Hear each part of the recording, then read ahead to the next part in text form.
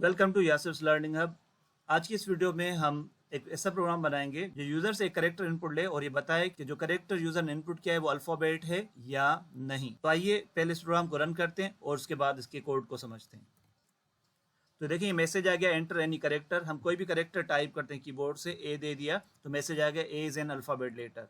फिर रन किया हमने, कोई कैपिटल लेटर दे दिया, प्रिंट हुआ के is an alphabet letter.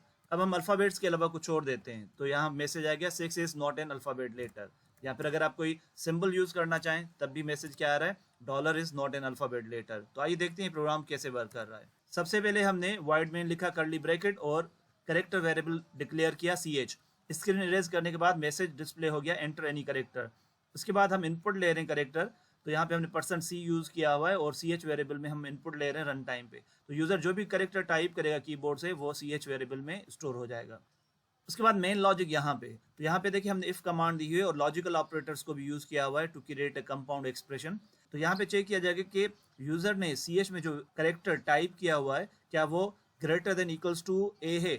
Internally यहाँ पे ASCII कोड्स को कंपेयर किया जाएगा क्योंकि जो हम करेक्टर डेटा स्टोर करते हैं कंप्यूटर मेमोरी में वो ASCII कोड्स के फॉर्मेट में स्टोर हो रहा होता है। तो उसके बाद एंड ऑपरेटर यूज किया हुआ है और दोबारा हम यहाँ चेक करें कि CH में जो लेटर स्टोर है वो less than equals to capital Z है।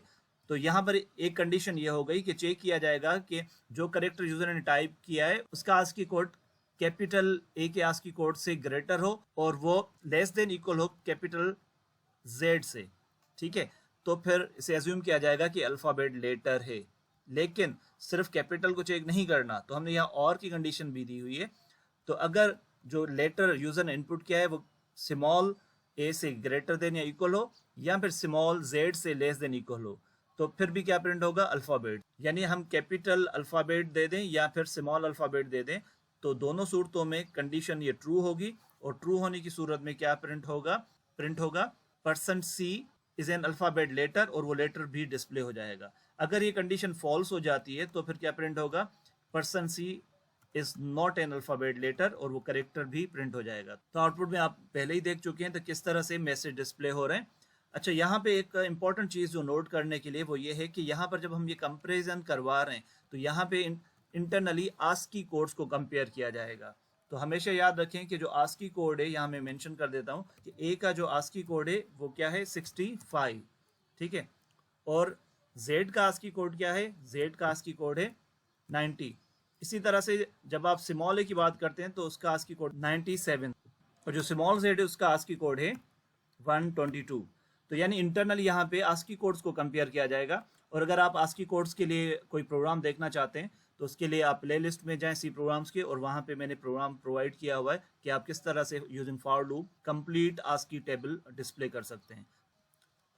तो उसके बाद आप देखें नीचे हमने स्क्रीन को होल्ड करने के लिए सिर्फ गेट CH फंक्शन को यूज़ किया हुआ है, ठीक है, और उसके बाद प्रोग्राम एग्जिट। तो आइए इसको एक दफ़ा फिर रन करते हैं। तो ये देखें, अब हम अगर कोई भी लेटर दे देते हैं कैपिटल में, जैसा कि हमने यहाँ पे Y टाइप कर दिया और जैसे एंटर प्रेस करेंगे तो प्रिंट क्या हो गया, Y is an alphabet letter.